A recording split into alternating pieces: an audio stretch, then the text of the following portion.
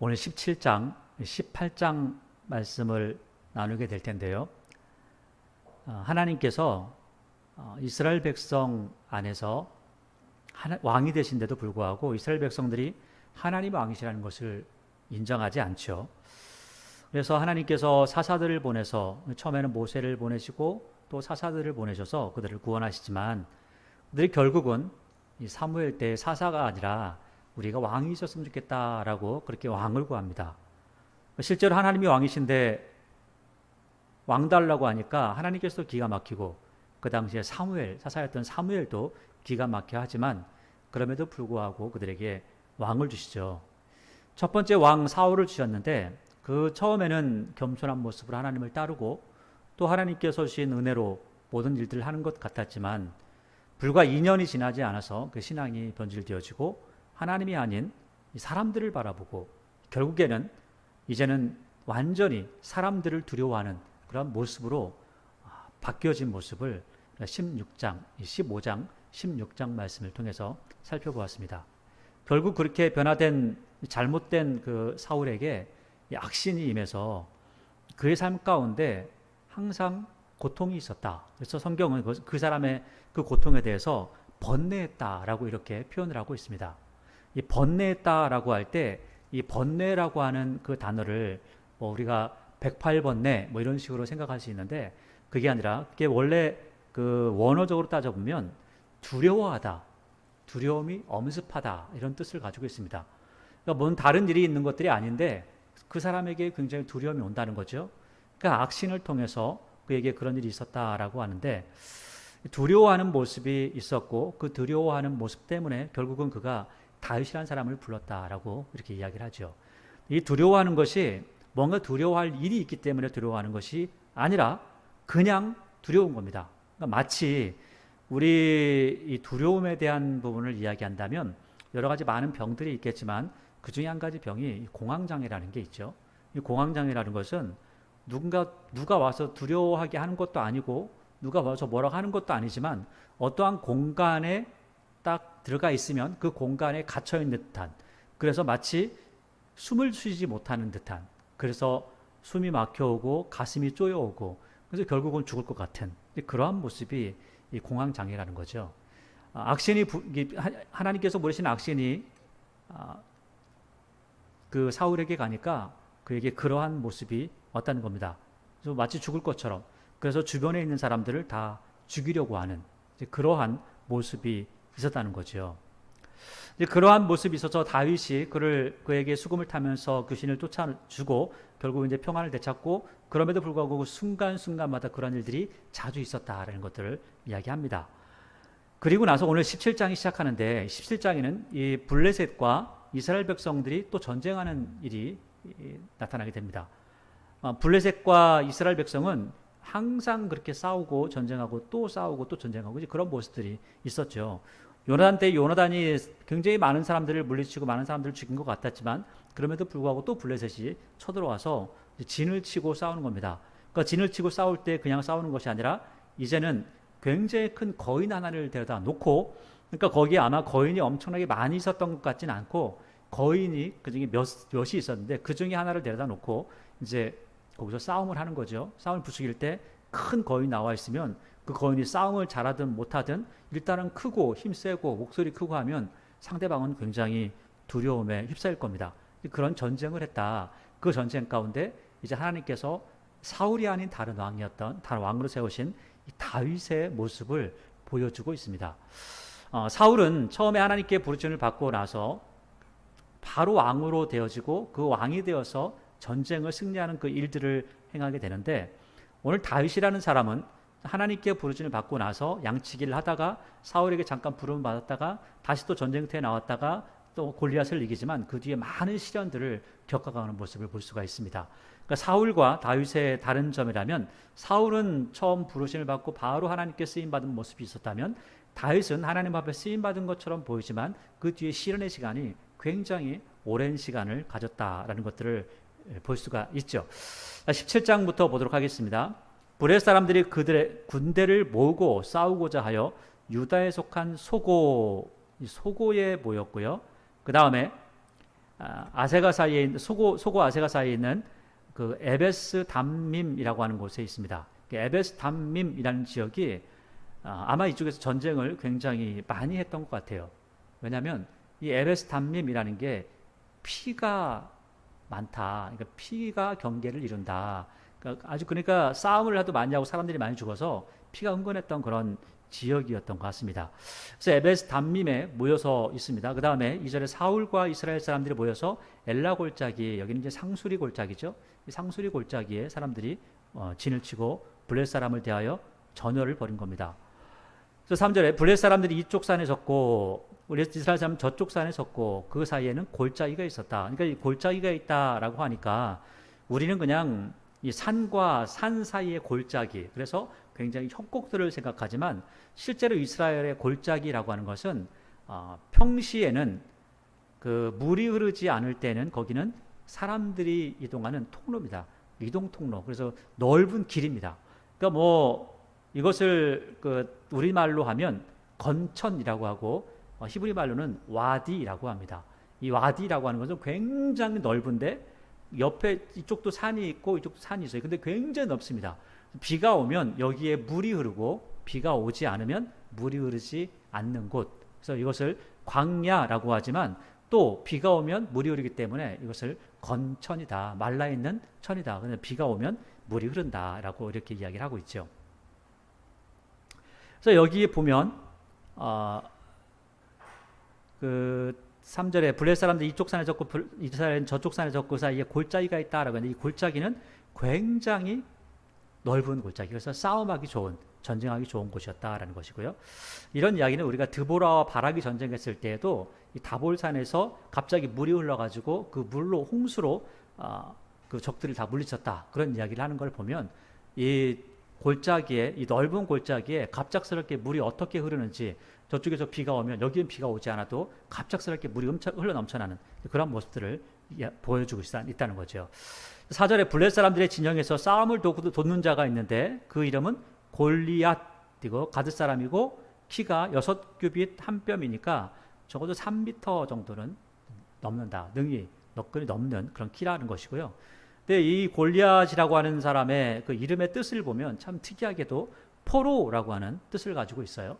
그러니까 이제 그 이스라엘에게 붙잡혀서 포로가 된 건 아니니까, 근데 보면 블레셋 사람들에게서 아마 포로 되어진 사람인가? 라고 하는 그런 생각도 되어지고, 많은 생각들을 하지만 어쨌든 이 골리앗이라는 사람이 대표로 나와서 싸움을 돕습니다. 그래서 이제 나와라 하면서 싸우자 하는데 5절에 보니까 머리에는 노트구를 썼고, 굉장히 큰 사람인데 노트구를 썼으니까 또 무겁겠죠. 몸에는 비늘 갑옷을 입었으니, 그러니까 비늘 갑옷이라는 것은 우리가 기와를 얹듯이 밑에서부터 쭉 얹어가면 위에서 날라오는 것들은 튕겨져 나게끔 만들어진 거죠. 자, 그 다음에 그 갑옷의 무게가 놋 5,000세겔, 그러니까 1세겔 하면 우리가 이제 성전 세겔로 할 때는 10g 정도를 얘기합니다. 그런데 이것을 그 일반 사람들이 세겔이라고 하는 걸로 따지면 11.5에서 12g 정도 이렇게 하는데, 이제 그 정도 해가지고 쭉 해보니까 굉장히 무거운 그러한 무게를 입고 있다고 하는 거죠. 자, 보세요. 5절에 머리에는 노트구를 썼고 몸에는 비늘 갑옷을 입었으니 그 갑옷의 무게는 놋 5,000세겔, 한 50kg가 넘는 그러한 무게를 쓰고 있다는 거죠. 그러니까 50kg 정도 되는 무게를 입고 써도 뭐 아무 문제가 없을 정도로 힘이 좋았다. 6절에 그의 다리에는 놋 각반을 잡고, 이것도 무게 왜죠? 또 다른 무게라는 거예요.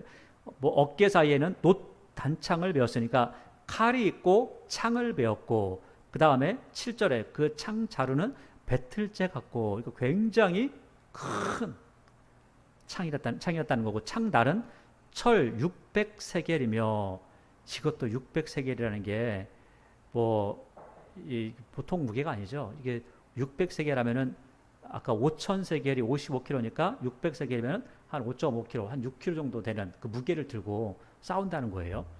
그 5kg, 6kg를 들고 칼을 움직인다. 우리는 사실 지금 이 시대에 우리는 그걸 잡고 한 손으로 잡기도 힘들 겁니다. 근데 우리가 뭐 그 삼국지나 이런 걸 보면 굉장히 큰 그런 무기들과 싸우는데 한 손 가지고 싸우는데 사실은 좀 어찌 보면 말도 안 되는 그러한 모습이기도 하죠. 자, 그런데 이렇게 힘이 좋은 사람이었다는 겁니다. 8절에 그가 이렇게 대단한 사람이 서서 이스라엘 군대를 향해서 외쳐 이르되 너희가 어찌하여 나와서 전열을 벌였냐? 너네 왜 그렇게 벌려놨냐? 너 왜 지금 그렇게 한 거 싸우려고 한 거 아니야? 그러죠? 나는 블레셋 사람이 아니며 너희는 사울의 신복이 아니냐? 너희는 한 사람을 택하여 내게로 내려보내라.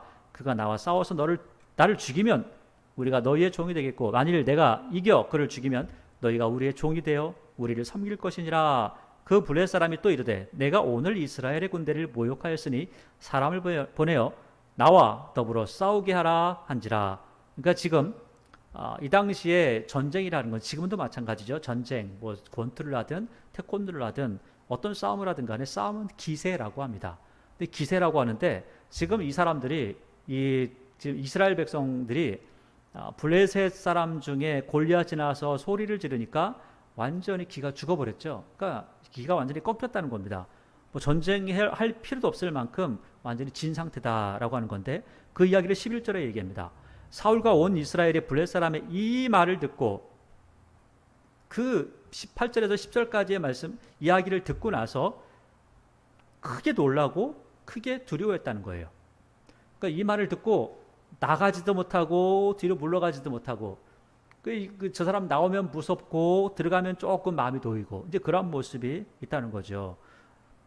그러니까 이런 상황에서 사실 전쟁을 한다라고 하면 그 전쟁은 하나님의 전쟁이 된다면 두려워할 필요가 없는 거겠죠. 그런데 사울 왕이 지금 나서지 못하고 있습니다. 왜 그럴까요? 지금 사무엘이 함께하지 않기 때문에 그렇죠. 사무엘이 함께하지 않는다는 것은 하나님께서 함께하지 않으신다는 거죠. 왜냐하면 사무엘이 사울을 이후에 만나지 않았기 때문에 그렇습니다. 그리고 당신 만나서 내가 당신하고 함께하지 않을 거야 라고 했기 때문에 이제는 두려운 모습이 있는 거죠. 또 당연히 이제 사울도 나이를 먹었기 때문에 시간이 지날수록 두려워지는 모습이 있는 것도 사실이었습니다.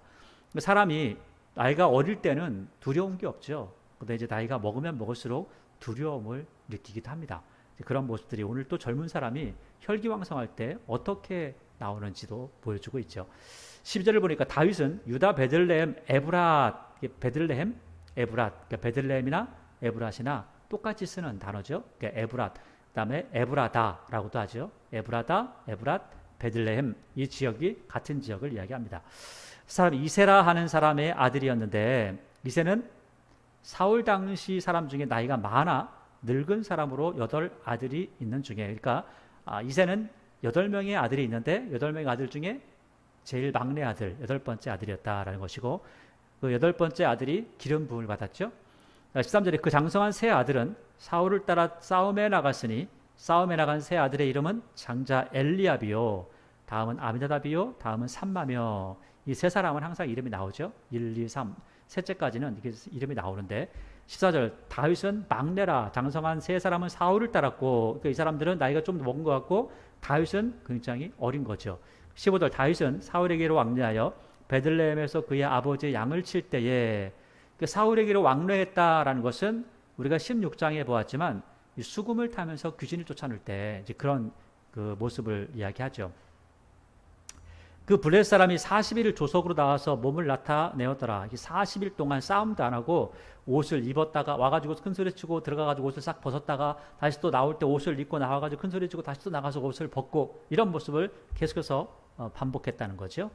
17절에 이새가 그의 아들 다윗에게 이르되 지금 내 형들을 위하여 이 볶음곡식 한 네바와 이 떡 10덩이를 가지고 진영으로 천천히 가지 말고 속히 가서 내 형들에게 주고 왜 이런 일을 하냐면 이 당시에는 지금처럼 뭐 군수물자를 다 대주고 싸워라 이것이 아니라 군수물자는 니들이 다 가져와서 니들이 해결해 무기도 니들이 가져와서 니들이 해결해 그리고 싸움은 여기서 해 내가 책임은 안 져줘 이런 모습이 있는 거죠. 지금하고는 다른 때죠. 18절에 이 치즈 10덩이를 가져다 먹을 걸 갖다 주라는 거죠. 그 다음에 그들의 천부장에게 주고 잘 봐주라고 해라 인사하는 거죠. 형들의 안부를 살피고 증표를 가져라. 이것은 증표 가져라는 것은 혹시라도 이 다윗이 갔다 왔다고 거짓말할까봐 이 증표를 받아와라 라고 하는 거죠. 그러니까 이게 지금 뭐 막내 아들을 못 믿는다 뭐 그렇게 생각할 수도 있지만 그 확실하게 가져 알아. 왜냐하면 워낙 어릴 때이기 때문에 어릴 때는 뭐 지 마음대로 하잖아요. 자기 마음대로 하기가 하고 싶은 대로 이제 그런 모습들이 좀 있으니까 그래서 이 이새가 부탁을 합니다. 그 부탁을 빨리 가라. 그리고 증표를 받아와라. 이렇게 이야기하고요. 19절에 그때에 사울과 그들과 이스라엘 모든 사람들은 엘라 골짜기, 아까 상수리나무 골짜기였죠. 브렛 사람과 싸우는 중이었다. 사실은 싸운 건 아니고 서로 대치하고 있는 중이었죠. 20절 다윗이 아침에 일찍 일어나서 양을 지키는 자에게 양을 맡긴 거죠. 그 자기 일을 게을리하지 않고 항상 자기에게 맡겨진 일은 확실하게 처리할 수 있도록 해줬다라는 것이고요. 그 다음에 이새가 명령한 대로, 그러니까 빨리 가라라고 그래서 명령한 대로 빨리 간 거죠. 가지고 가서 진영에 이른즉 마침 군대가 전장에 나와서 싸우려고 고함치며. 자, 생각해 보세요. 우리가 그냥 다윗이 먹을 것 갖다 줬대라고 하는 것을 이야기하면 굉장히 쉬운 얘기입니다. 그런데 볶음곡식 한 에바와 이 떡 10덩이와, 그러니까 지금 거기에서 먹고 살 수 있는 거를 갖다 주라는 거예요. 먹고 살 수 있는 거를 그거와 그 다음에 치즈 10덩이 뭐 하면서 이것저것 바리바리 싸가지고 갔겠죠. 자기가 먹을 것까지 싸갔겠죠. 사실은요, 이 거리를 내가 내 먹을 거 하나 싸가는 것도 쉽지 않습니다. 이 당시에 그냥 보찜 하나 지고 가는 것도 쉽지 않을 거예요. 그런데 형들이 하루 이틀 아니고 며칠 동안, 아니면 어쩌면 뭐 한 달 이상을 먹을 수도 있겠죠. 자, 이렇게, 왜냐하면 40일, 40일 동안 일단 나왔으니까 이때만이 아니라 계속해서 몇 번 갔을지도 모르겠어요. 뭐 성경에 기록하지는 않지만 어쨌든 간에 이 사람들이 먹을 거를 그 전에 가져갔다가 그것이 떨어질 만하니까 이제 다시 보내서 먹으라고 이야기하는 겁니다. 자, 그러면 지금 이것을 우리가 생각할 때 어떤 뭐 나귀를 해가지고 뒤에다가 메고서 간다라고 생각하면 좋지만 그런 때도 아니라는 거죠. 그러면 굉장히 무거운 것들을 지금 이 다윗이 이고 지고 가겠죠. 우리나라처럼 뭐 지게가 있는 것도 아니었고, 그러니까 이런 것들을 만들어서 어떻게 하든 묶어가지고 갈 텐데 이 길을 가는 게 쉽지 않은 길이었을 겁니다. 자, 그러면 굉장히 허약한 사람이었거나 아니면 체구가 작은 사람이었다면 이런 거를 들고 가기가 쉽지 않았을 거라는 거죠. 굉장히 건장한 청년이었다라는 것들을 이야기하고 있는 거라는 겁니다. 그래서 여기 보니까 20절에 다윗이 아침에 일찍 일어나서 양을 지킨 자에게 맡기고 이새가 명령한 대로 가지고 가서 진영에 이른즉 마침 군대가 전장에 나와 싸우려고 고함치며 이스라엘과 블레셋 사람들이 전열을 벌이고 양군이 서로 대치하였더라. 그러니까 서로 막 기세 싸움하는 거죠. 왁왁 하면서. 그러니까 22절에 다윗이 자기의 짐을 지키는 자의 손에 맡기고, 그러니까 지금 다윗이 혼자 간 게 아니라 아마도 같이 가는 사람이 있었다는 거예요. 같이 가서 손에 맡기고 군대로 달려와서 형들에게 형님 좋았습니다 라고 그들과 함께 말할 때에 좋았습니다 라고 말하고 있는데 마침 블레셋 사람의 싸움을 듣고 있는 가드 사람 골리앗이 나와서 말을 하는 거죠. 근데 이것을 다윗이 또 들은 겁니다. 그래서 24절에 이스라엘 모든 사람이 그 사람을 보고 심히 두려워하며 그 앞에서 도망하며, 앞서 좀 있었던 사람들이 뒤로 막 주춤주춤 하는 거죠. 도망하고 무섭다 하는 거죠. 25절에 이스라엘 사람들이 이르되 너희가 이 올라온 사람을 보았느냐? 참으로 이스라엘을 모욕하러 왔도다.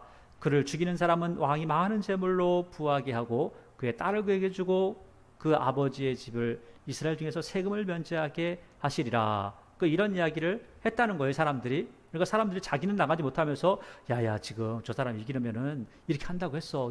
네가 가서 싸워. 나는 죽기 싫어. 이렇게 하는 거죠. 그러니까 지금 사람들이 굉장한 공포에 휩싸였다라는 겁니다. 근데 이 말을 다윗이 들은 거죠. 그래서 26절에 다윗이 곁에 서 있는 사람들에게 말하여 이르되 이 블레셋 사람을 죽여 이스라엘의 치욕을 제거하는 사람에게 어떠한 대우를 하겠느냐 들었는데 다시 한번 물어보는 거죠. 이 할례받지 않은 블레셋 사람이 누구이기에 살아계시는 하나님의 군대를 모욕하겠느냐. 백성이 전과 같이 똑같이 말하는 거죠. 저 사람을 죽이면은 딸을 주고 세금도 면제해 준대 라고 하니까 그를 죽이는 사람에게 이러이러하다 하시리라 하니라. 그러니까 이것을 묻고 있는 다윗의 모습을 본 큰 형이 이렇게 말합니다. 28절에 그냥 엘리압이 다윗이 사람들에게 하는 말을 들은지라. 그러니까 형의 눈에는 그 동생은 항상 어립니다. 그리고 형의 눈에 동생이 하는 짓은 어떤 사람은 굉장히 귀엽고 예쁘기도 하지만 어떤 사람들은 굉장히 꼴보기 싫은 경우가 많습니다. 대부분은 꼴보기 싫다 이렇게 하는 경우가 많죠. 많은 경우가 그렇습니다. 그래서 매일 형제끼리 싸우죠. 이런 모습이 있다는 거예요. 그래서 그가 다윗에게 노를 바라며 이르되, 왜냐하면 지금 엘리압은 또 그런 마음도 더 있어요. 예전에 사무엘이 왔을 때 기름 부음을 받는 그 모습을 보았거든요. 내가 받아야 될 것 같은데 저 꼬맹이가 말이야 하면서 했던 모습도 있었던 거죠. 이르되 내가 어찌하여 이리로 내려왔느냐, 들에 있는 양들은 누구에게 맡겼냐, 다 맡기고 왔는데요. 이제 벌써 맡겼다 하잖아요. 여기서는 나는 내 교만과 내 마음의 완악함을 아노니 내가 전쟁을 구경하러 왔도다. 그러니까 지금 형 입장에서 동생은 이러한 존재밖에 안 되는 겁니다. 그러니까 다윗이 말하죠. 다윗도 형 무슨 소리야, 아니야 이렇게 얘기하는 겁니다. 29절 다윗이 이르되 내가 무엇을 했는데 어찌 이유가 없으려 하고, 또 돌아서서 다 무시하고 다른 사람을 향하여 전과 같이 말하며 백성이 전과 같이 대답하니라. 어떤 사람이, 그러니까 지금 다윗이 이렇게 이야기했잖아요. 아니 왕이 어떻게 대우해준대? 아니 근데 말이야, 아니 대우고 뭐고 다 필요 없고, 아니 저 녀석은 누군데 지금 살아계신 하나님의 이름을 모욕하고 욕하는 거야? 저놈을 내가 다 잡아버리겠다고 이렇게 얘기하는 거죠. 그 말을 전해줬다는 겁니다. 31절에 어떤 사람이 다윗이 한 말을 듣고 그것을 사울에게 전하였으므로 사울이 다윗을 부른지라. 다윗이 사울에게 말하되 그로 말미암아 사람이 낙담하지 말 것이라. 그러니까 지금 반말하는 것 같은데 그게 아니고, 왕이시여 낙담하지 마십시오. 제가 가서 저 사람과 싸우겠습니다. 근데 아마 이 다윗이 그 전에 그 사울에게 가서 그 수금을 타고 했던 모습이 분명히 있었는데 잘 기억하지 못하는 것 같죠? 그런 걸 보면 아마도 이 다윗에 대해서 그 전에 사울이 크게 집중하거나 그런 모습이 없었고, 또 어쩌면 다윗뿐만 아니라 그 주변에 같이 몇 사람이 또 함께 있었을지도 모르겠다라고 하는 생각도 들게 됩니다. 그래서 33절에 사울이 다윗에게 이르되 내가 가서 저 블레셋 사람과 싸울 수 없어. 왜냐하면 너는 소년이고 그는 어려서부터 용사야. 너는 아직 어려 라고 이렇게 이야기하죠. 34절에 다윗이 사울에게 말하되 주의 종이 말이에요. 아버지의 양을 지킬 때 사자나 곰이 와서 양떼에서 새끼를 물어가면 내가 따라가서 그것을 치고 그 입에서 새끼를 건져내었고, 그것이 일어나 나를 해하고자 하면 내가 그 수염을 잡고 그것을 쳐 죽였나이다. 그러니까 이 35절 말씀을 보니까 조그마한 어린애가 가가지고 사자를 붙잡고 싸웠다? 이거 말이 안 되죠. 지금 그것들과 싸우고 그것을 치고 그것을 쳐주겠다라는 걸 보니까 굉장히 힘도 센 존재였다. 그러니까 다윗이 싸움을 못하거나 힘이 없거나 뭐 이런 존재가 아니라 음악도 잘하지만 용기도 있었고 칼을 잘 쓰고 그 다음에 말을 굉장히 잘하는 그런 사람이었다라는 것들을 벌써 우리에게 이야기해주고 있었죠. 그래서 37절에 이렇게 얘기하는 겁니다. 또 다윗이 이르되 여호와께서 나를 사자의 발톱과 곰의 발톱에서도 건져내었으니까 나를 이 블레셋 사람의 손에서도 건져내실 겁니다. 사울이 다윗에게 이르되 가라, 여호와께서 너와 함께 계시기를 원하노라. 그러니까 지금 싸우러 가라라고 하는데 하나님께서 너와 함께 하시면 이기겠지라고 이렇게 이야기하는 거죠. 그러니까 지금 다윗은 뭐 싸움도 잘하고 여러 가지 힘도 있고 하지만 또 뿐만 아니라 나중에 보니까 다윗은 항상 연습하는 게 있었다는 거예요. 자기 스스로 자기가 양들을 지키기 위해서 할 수 있는 모든 일들을 했는데 그 부분 중에 무술의 부분도 있었지만 그것도 싸움도 잘했지만 또 뿐만 아니라 더 나아가서 이 물맷돌도 던지는 연습들도 굉장히 많이 했다는 거죠. 그 지금으로 생각하면 뭐 사격 연습을 굉장히 많이 했다 이렇게 볼 수도 있을 겁니다. 그래서 이렇게 하나님께서 너와 함께 하시길 원한다라고 한 다음에 그냥 가라고 한 것이 아니라 38절에 이에 사울이 자기 군복을 다윗에게 입히고 노트구를 그의 머리에 씌우고 또 그에게 갑옷을 입혔습니다. 입히니까 커가지고 덜렁덜렁한 게 아니라 39절에 다윗이 칼을 군복 위에 차고는 익숙하지 못함으로 시험적으로 걸어봤어요. 잘 걸어지긴 하는데 익숙하지가 않고 잘 움직여지지가 않으니까 사울에게 말하되 익숙하지 못하니 이것을 커가지고 못 입겠습니다. 무거워서 그러기 아니고 익숙하지 못하니까 입고 못 가겠습니다 라고 이렇게 이야기하죠.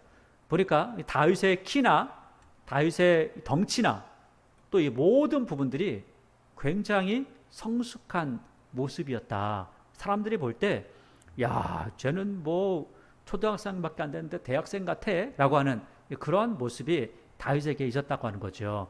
그래서 다윗이 40절에 내가 손에 막대기를 가지고 시내에서 매끄러운 돌 5을 골라서, 그러니까 이 매끄러운 돌 5이라고 하니까 뭐 이 조그마한 돈이 아니겠죠. 조금 그래도 규모가 있는 그 돌들이었을 겁니다.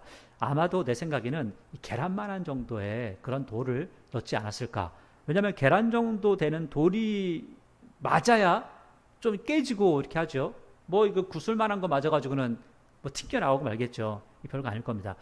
그래서 이것을 골라서 주머니에 넣고 물매를 가지고 나아가는 겁니다. 그러니까 41절에 블레셋 사람이 방패든 사람을 앞세우고, 그러니까 지금 이 골리앗이 방패는 지가 안 들고 방패는 또 앞에 드는 사람이 있는 거예요. 다윗에게로 점점 가까이 나온지라. 그러니까 지금 블레셋 사람은 여러 사람이 나오고 있고 지금 여기는 혼자 나가는 거죠. 42절에 블레셋 사람이 둘러보다가 다윗을 보고 업신여기니 이는 그가 젊고 붉고, 홍안이라고 그랬잖아요. 얼굴이 붉게 뗐다겠죠. 용모가 아름다움이라. 그러니까 굉장히 예쁘장하게 생겼다는 거예요. 블레셋 사람이 다윗에게 이르되 내가 나를 개로 여기고 막대기를 가지고 내게 나왔느냐. 그의 신들의 이름으로 다윗을 저주하고 우리 신 이름으로 말이야, 다곤 신의 이름으로 너 때려 죽인다 이렇게 하면서 얘기했겠죠. 44절에 그 블레셋 사람도 또 다윗에게 이르되 내게로 오라. 그 블레셋 사람이 또 다윗에게 이르되 내게로 오라. 내가 내 살을 공중의 새들과 들짐승에게 주리라 하는지라. 그러니까 너 찢어 죽일 거야 라고 하는 거죠. 그러니까 45절에 다윗이 블레셋 사람에게 이르되 너는 칼과 창과 단창으로 내게 오거니와 나는 만군의 여호와의 이름 곧 내가 모욕하는 이스라엘 군대의 하나님의 이름으로 내게 가노라 하면서 전쟁을 하기 시작하는 거죠. 싸움을 하는 거죠.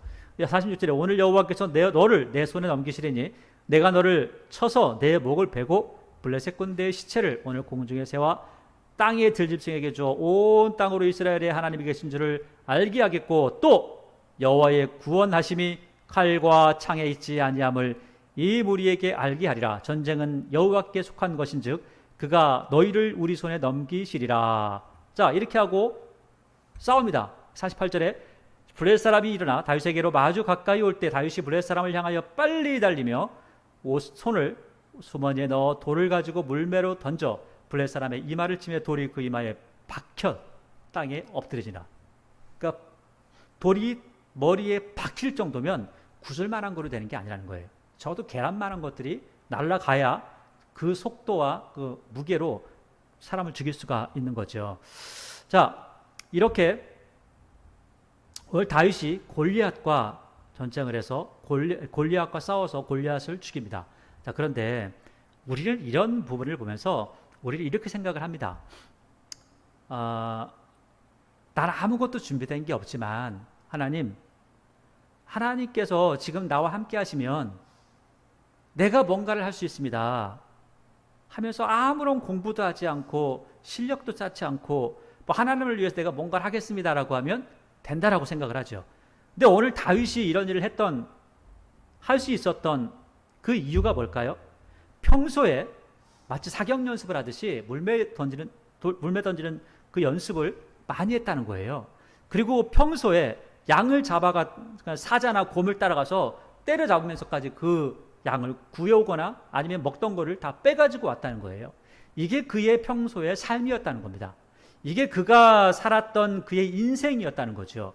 그러니까 가서 지금 골리앗과 싸울 때도 아무런 준비가 안 된 상태에서 싸우는 게 아니라 내 평소에 그렇게 했던 모습을 가지고 나가서 싸운다는 거예요.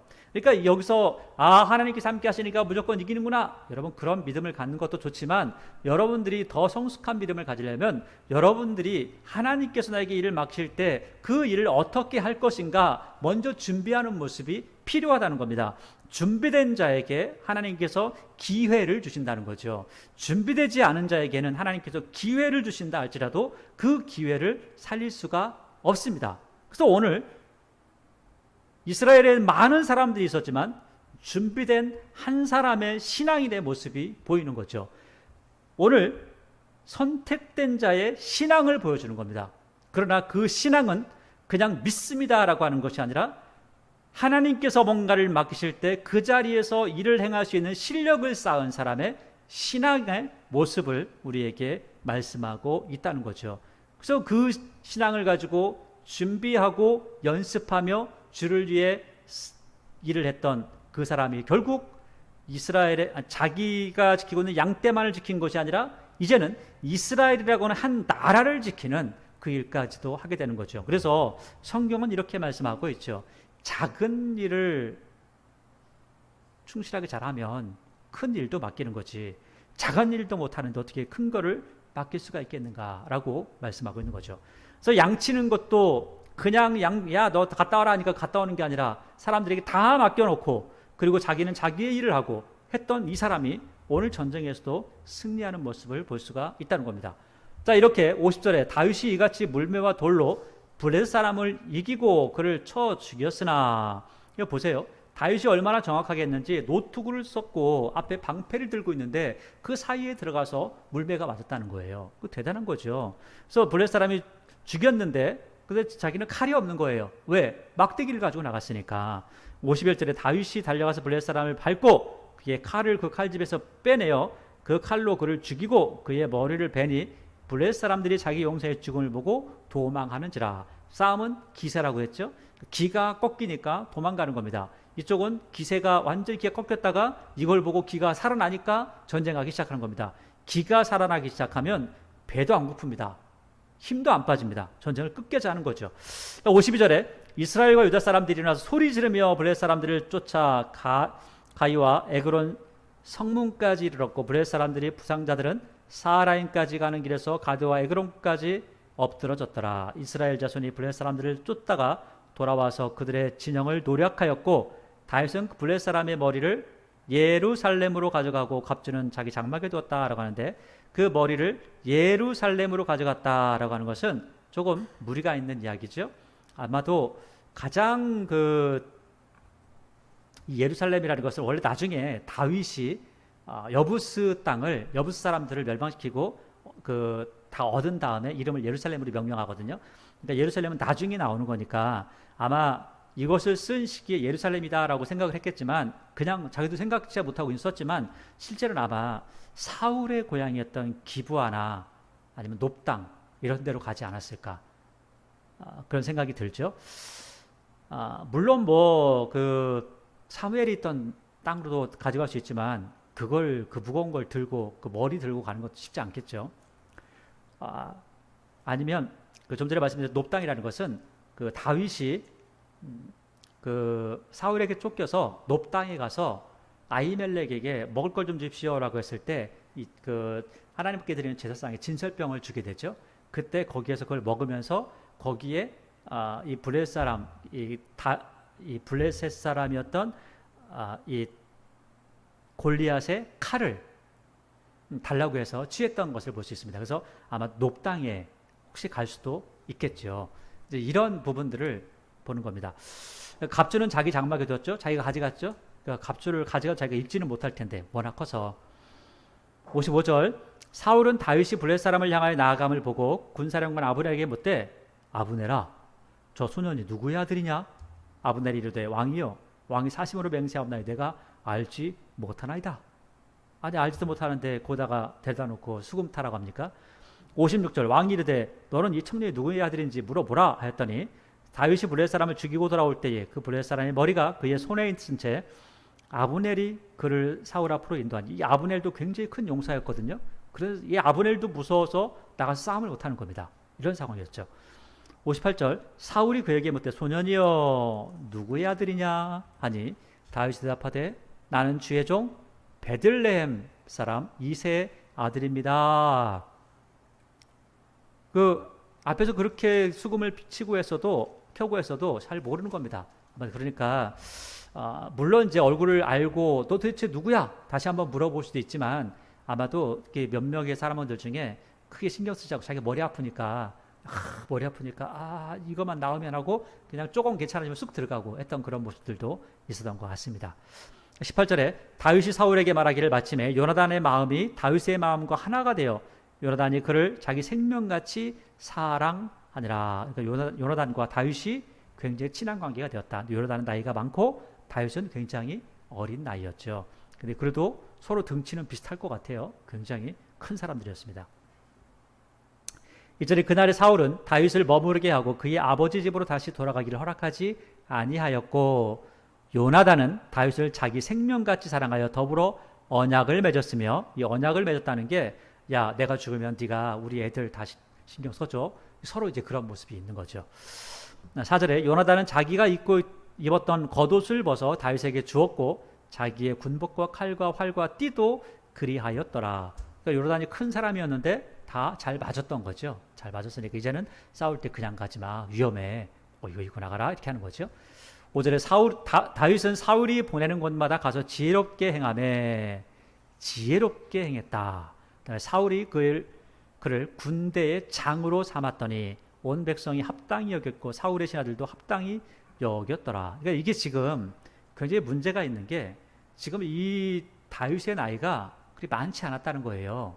아직 20대도 안 된 그런 나이였는데 이 아이에게 군대의 장으로 삼으면 어떡합니까?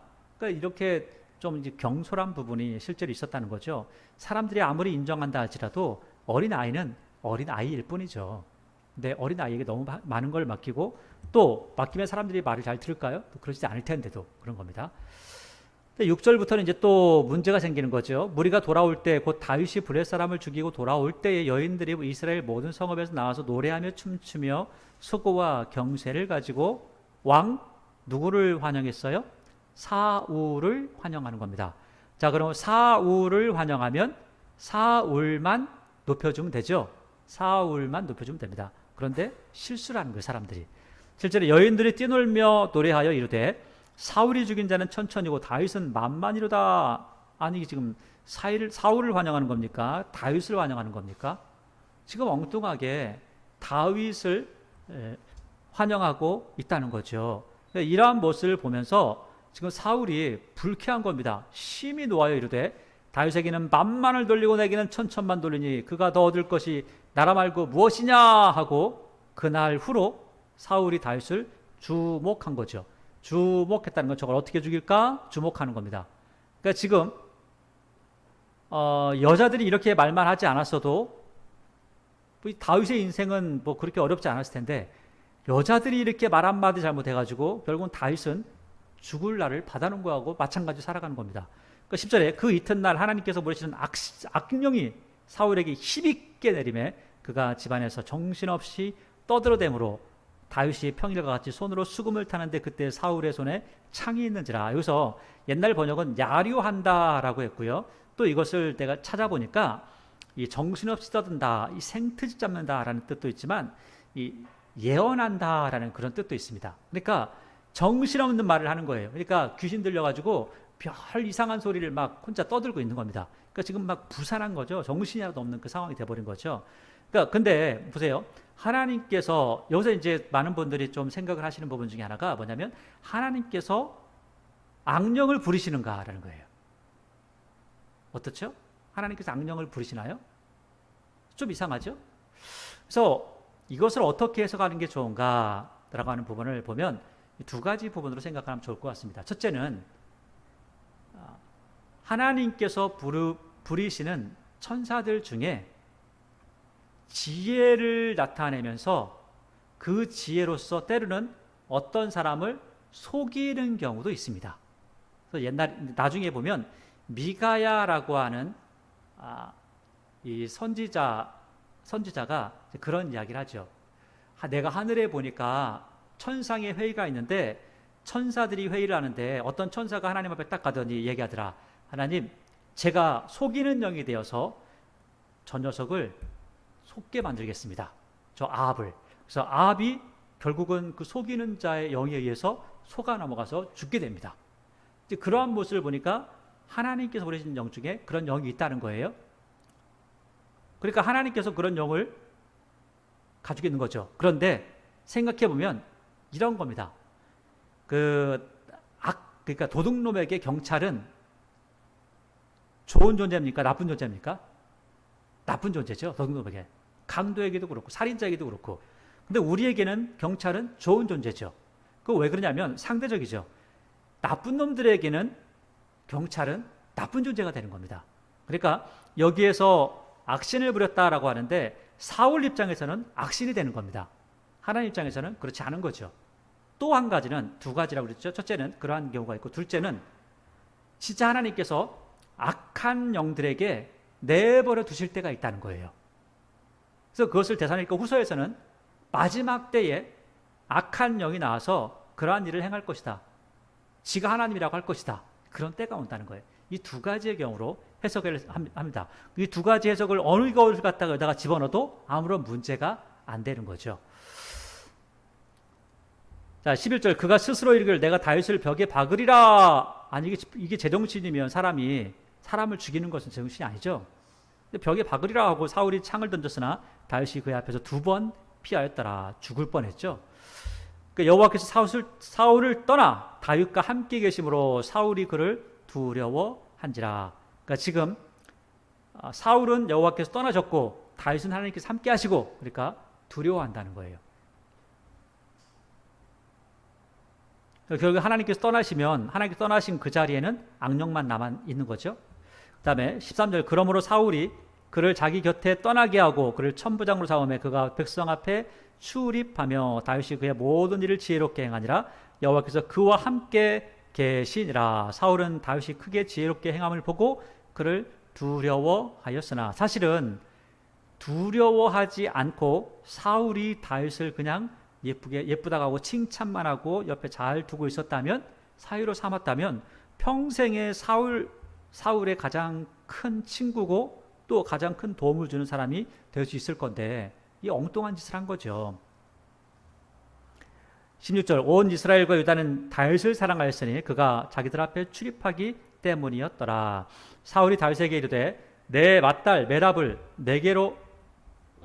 내게 아내로 주리니 오직 너는 나를 위하여 용기를 내어 여호와의 싸움을 싸우라 하니, 이는 그가 생각하기를 내 손을 그에게 대지 않고 블레셋 사람들을 내 손을 그에게 대게 하리라 함이라. 그러니까 지금 이 말이 참 그래요. 말은 신앙적인 말을 하는데 마음은 지금 어떻죠? 마음은 아주 악한 생각을 하고 있다는 거예요. 이 사울이 당신을 여호와의 이름으로 환영합니다 라고 해놓고 뒤에 보면은 내가 여호와의 뜻을 다 행했습니다, 엉뚱하게 아무것도 하지 않으면서. 근데 여기도 보니까 용기를 내어 여호와의 싸움을 싸워라 해놓고는 하는 말이 저놈 말이야 가서 죽어야 될 텐데, 이렇게 이야기하고 있다는 거예요. 그러니까 지금 신앙적인 말을 하니까 겉에서 볼 때는 굉장히 신앙인인데 외식하는 자죠. 근데 속 마음을 보니까 사람을 엄청나게 미워하는 모습이 있다는 거예요. 여러분의 마음속에도 혹시 이런 마음이 있지 않습니까? 내가 하나님의 이름으로 겉에서는 웃는데 속으로는 그런 미워하는 마음, 이러한 마음들을 없애야 된다는 거죠. 그러한 마음을 갖는 것은 사울이 이런 마음을 갖는 것과 똑같은 거죠. 18절, 다윗이 사울에게 이르되 내가 누구며 이스라엘 중에 내 친족이나 내 아버지의 집이 무엇이기에 내가 왕의 사위가 되리까 하였더니 사울의 딸 메랍이 다윗에게 줄시기에 몰라 사람 아들에게 아내를 주었더라. 지금 또 경솔하게 이상한 짓을 하고 있죠. 그 사울의 딸 미갈이 다윗을 사랑하며 어떤 사람이 사울에게 알린지라. 사울이 그 일을 좋게 여겨 스스로 이르되 내가 딸을 그에게 주어서 그에게 올무가 되게 하고, 아니 사랑하게 해야지 올무가 되게 하면 되겠어요? 그러면서 블레셋 사람의 손으로 그를 치게 하리라. 똑같죠? 똑같은 마음을 가져요. 이에 사울이 다윗에게 이르되 내가 오늘 다시 내 사위가 되리라, 이렇게 말을 해요. 그래놓고 22절을 보니까 또 뒤에서 뒷말을 해요. 그러니까 앞에서는 야 내가 말이야 첫 딸 준다고 해놓고 못 줬잖아, 그러니까 둘째 딸을 결혼해 해놓고는 뒤로 가가지고는 소문을 내는 거예요. 그 뭐라고 소문내냐면 22절에 사울이 그의 신하들에게 명령해서 너희는 다윗에게 너 이거 왕이 이런 얘기를 하더라 하면서 조용히 말해주라는 거예요. 비밀이 말해 이러기를 보라 왕이 너를 기뻐하시고 모든 신하도 너를 사랑하니까 그런즉 너는 왕의 사위가 되는 것이 당연한 거야. 사울의 신하들이 이 말을 다윗의 귀에 전하매 다윗이 이르되 왕이 세이되는 것을 너희는 작은 일로 보느냐? 나는 가난하고 천한 사람이니라 하니까 사울의 신하들이 사울에게 말하여 이르되 다윗이 이렇게 말하던데요? 하니까 또 25절 사울이 또 뒤에서 말을 꾸밉니다. 참 이상하죠? 아니 그냥 사위로 얻으면 될 텐데 그렇지 않아요. 뒤에 또 말해요. 사울이 이르되 너희는 다윗에게 이같이 말하기를 왕이 아무것도 원하지 않아 다만 왕의 원수의 보복으로 블레셋 사람의 포피 100개를 원한다. 이걸 하는 것도 적을 없애려고 하는 마음이 아니라 그 뒤에 보니까 사울의 생각에 다윗을 블레셋 사람의 손에 맞아 죽게 하려고. 그러니까 지금 이게 앞으로는 준다, 뒤에서는 안 주려고 하고, 앞으로는 신앙의 얘기를 하고 뒤에서는 불신앙의 행동을 하고 있고, 이런 모습이 사울의 모습이었다는 거예요. 이게 악신에게 붙잡혀 있으니까 악한 생각만 하게 되는 거죠. 그래서 26절에 사울의 신하들이 이 말을 다윗에게 하려매 다윗이 왕의 사위되는 것을 좋게 여김으로 결혼할 날이 차기 전에, 원래 결혼하고 나서 해도 되는데 차기 전에 다윗이 일어나서 부하들과 함께 가서 블레셋 사람 200명을 죽였죠. 그리고 그 포피를 가져다가 왕에게 사위가 되고, 또 사울이 그의 딸 미갈을 다윗에게 아내로 주었더라. 28절에 여호와께서 다윗과 함께 계심을 사울이 보고 알았고, 당연히 알게 된 거죠. 아무리 죽이려고 해도 죽일 수가 없으니까. 사울의 딸 미갈도 그를 사랑함으로 사울이 다윗을 더욱 두려워하여 평생에 다윗의 대적이 되니라. 아니, 대적이 아니라 친구가 됐더라면 참 좋았을 텐데 대적이 된 거죠. 그러니까 지금 이 사람이 귀신 들려가지고 공황장애처럼 온 상태이기 때문에 누구하고도 친구가 될 수가 없는 거예요. 누구하고도 함께 한 마음을 나눌 수가 없었다는 거죠. 30절에 블레셋 사람들의 방백들이 싸우러 나오면 그들이 나올 때마다 다윗이 사울의 모든 신하보다 더 지혜롭게 행하며 이에 그의 이름이 심히 귀하게 되니라. 그러니까 싸우고 전쟁을 하면 모든 전쟁에서 사울이 나갈 때보다 다윗이 나갈 때 훨씬 더 쉽게 이기고 또 많은 사람들에게 더 많은 유익을 끼치게 되었다라는 것들을 이야기하고 있는 거죠. 오늘 다윗이라는 사람의 모습을 이야기하고 사울이라는 사람의 모습을 우리에게 말해주고 있습니다. 오전에도 마찬가지로 사울왕의 버림받음과 다윗이라는 사람을 선택하신 하나님의 모습을 이야기했고, 오늘은 버림받은 사울왕이 어떻게 변질되어져 가고 어떻게 사람이 망가져 가는가를 이야기한다면, 하나님께 부르심을 받았음에도 불구하고 하나님께서 그와 함께 하시기에, 성령께서 그를 붙잡아 주시기에 그가 형통했다라고 하는데도 불구하고 형통은커녕 처음에는 뭔가 좋은 일을 하고 블레셋 사람을 이겼지만 나중에 사울에게 엄청나게 이민을 받는 그 상황을 이야기합니다. 그런데도 불구하고 그러한 모습을 보면서도 성경은 다윗에게 형통했다 이렇게 이야기하고 있습니다. 여러분, 형통이라는 게 무엇입니까?